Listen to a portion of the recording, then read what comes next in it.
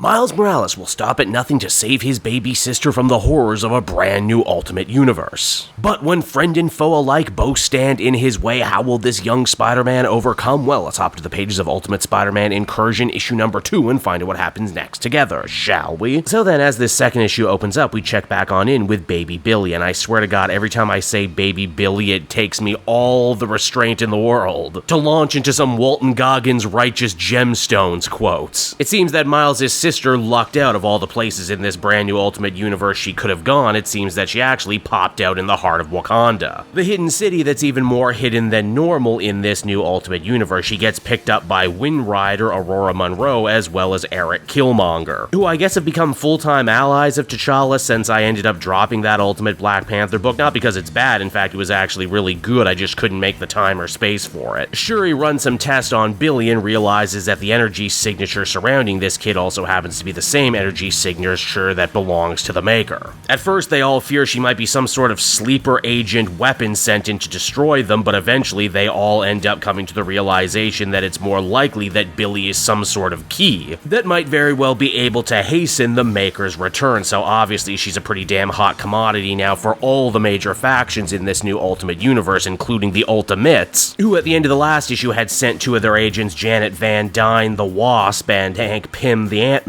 to assist Miles Morales in the interdimensional rescue mission. Here's the funny thing. Internal monologue duties in this issue are handled by Hank and not Miles, which is fascinating if you've been reading the Ultimates book, because Hank hasn't actually gotten a lot of focus since he was first reintroduced. In fact, this issue actually ends up probably becoming the most important Ant-Man story they've told in the Ultimate Universe yet. How about that? Janet and Hank's relationship with Miles is actually pretty fun too, as they essentially end up taking the roles of parents in this story. They were hiding Miles in Trenton, New Jersey, but because he's a Spider-Man, he just couldn't help going out and fighting crime, so much to the point that he is actively being known now in this Ultimate Universe as the New Jersey Spider-Man. Miles also has some complaints about how different this universe is. They don't have Avengers, they have Ultimates, they don't have Crunchyroll on streaming, and they don't have any Quinjets to make these trips to Wakanda faster. FYI, Ant-Man and Wasp love the idea of a Quinjet, so we can chop that up to yet another idea that dimensional hopping Miles might very well have incepted into this universe. And just to make things even more interesting, when Miles hears the word Ultimates, he's overcome with a sense of deja vu, something from a past life he just can't seem to place. Why do I get the sneaking suspicion that might actually end up being important later on? The Ultimates vehicle ends up coming under attack by the Dora Milaje as they reach the Wakandan city limits. This place takes security very seriously on the best of days, and today is no different. Hell, as we learn, the Wakandans are actually pretty damn well informed. They know all about the Ultimates. Black Panther even planned to reach out to them before they seemingly showed up on his doorstep. But because of the Maker and his cabal's propaganda, everyone just assumes that the Ultimates are terrorists here to do the Wakandans wrong, and the fact that Miles has rocked up here wearing a vibranium suit, well, that just ends up confusing them even more, and that confusion leads to some straight up anger. Black Panther and his inner circle know they're after the baby, and as such, they decide to give it to one of the Handmaidens for safekeeping, a decision that they will end up regretting later, but I'm getting ahead of myself now. Also, I guess at some point in the Ultimate Black Panther book, T'Challa got a brand new costume, one that was more in line with his original suit and not so much the armored look that he has in the movies. I actually kind of dig it, even the face hole that showcases that he's grown a real manly, kingly beard. Now, while Janet as the Wasp grows to massive size and Miles makes use of his brand new bioelectrical sword to hold off the Dora Milaje, the real MVP of this confrontation actually turns out to be Ant-Man. He actually rallies together a whole bunch of very vicious African ants and gets them to attack on his behalf. But it's what's going on in his head that's really fascinating. Oh man alive, this Hank Pym is absolutely filled to bursting with self-hate, and trust me, I'm an expert on self-hate. He blames himself for basically everything he's ever done, for being the clear weak link in the Ultimates chain, and even regrets all the ants he accidentally killed before he gained his ability to speak to them. I bring this up because it ends up adding a whole other dimension to this bigger Ultimate story. Again, if you'll recall, Janet is actually a double agent working for Nick Fury and the Agents of Hand, and the only reason she stuck around on the Ultimates team is to protect Hank, who saw joining this team as a chance at great redemption, not just for himself in this universe, but also for the crappy things he did in the 616 universe. Now, despite Spider-Man and his friends doing an absolutely exemplary job trying to beat back the Dora Milaje, once the King and his goddess friend end up joining the fray, the fight's pretty much over. Thankfully though, they don't need to be enemies. The real enemy has already snuck their way inside Wakanda. Yeah, that's right. Remember in that Nick Fury special we found out that he actually has hand agents embedded with every single major faction across the Ultimate Universe? Well, turns out one of them was actually masquerading as the Handmaiden, and she hopes grabbing the baby and bringing her back to Nick Fury will end up leading to a major promotion. This sadly means that by the time the good guys end up talking everything out and putting down their arms, the baby and the agent are long gone. Miles is understandably despondent, but there might actually be a silver lining in this situation. Black Panther has actually made first contact with the Ultimates now, and a peace might actually be brokered between the two groups. After all, they share the same enemies, and a friend in need is a friend in need, don't you know? Once again, though, Hank's internal monologue ends up raining on this whole parade. He talks about how much he loves his wife and how much better she would be if he just disappeared one day. Again, it's a real tragedy because we as the reader know what's actually going on with Janet. What's stranger still is we actually end up flashing back and seeing the true origin of Hank in this Ultimate Universe. You see, one of the big reasons Hank is so absolutely over the moon in love with Janet is that she is quite literally the first face he can remember. Yeah, it seems that the Maker was so dedicated to Hank not getting smart and not becoming Ant-Man and not creating Pym particles, he manufactured a massive head injury that led to full-on amnesia, meaning that Janet had to reteach him everything from scratch. Meaning that he's lived basically the second part of his life always wondering how different and how much more successful Janet could be without him. Now, where exactly did that hand agent get off to? Well, surprise, surprise, she actually didn't make it out of Wakanda before she ended up getting ambushed by, get this, the debut of the brand new Ultimate Silver Samurai, who in this universe is an agent of Emperor Sunfire, undisputed mutant ruler of the Japanese territories, and also a member of the Maker's own cabal. Yes, that's right, there's no love lost between these bad guys, and they all want a piece of Billy as the comic comes to a close. And so that was Ultimate Spider-Man Incursion issue number 2, everybody, and if I had to sum this issue up in one word, it would be surprising. I was genuinely actually surprised and taken aback by the directions Cody Ziegler chose to go in this one. Mainly that while the story is still very much about Miles' quest to find his sister in this crazy topsy-turvy Ultimate Universe, but more so that the core of this story was actually all about Hank Pym. Like seriously, a lot of very important character work is done in this issue, stuff that I know is going to be important down the line, meaning that if you thought you could skip this one for whatever reason, you really can't. This just became required reading for the bigger Ultimates and Ultimate Universe. Now, that's not to say Miles has nothing to do. Like I mentioned before, he actually has a fun back and forth with Janet and Hank, who basically end up acting like his parents in this issue. It's also nice to see more continued payoff with the whole Miles has a vibranium suit now and how it actually ends up becoming a major factor in this one. Thankfully, too, if you're like me and have fallen behind on Ultimate Black Panther, it doesn't really matter. This issue does a good job getting up to speed and telling you everything you need to know to properly enjoy the story. You put all this together and what you end up having is a pretty damn good issue. Overall, I would give this one another very solid 8 out of 10, and I'm really fascinated to see where the story is going to go as we visit the events taking place over in Ultimate X-Men, probably the strangest and most out there book in the new current Ultimate line.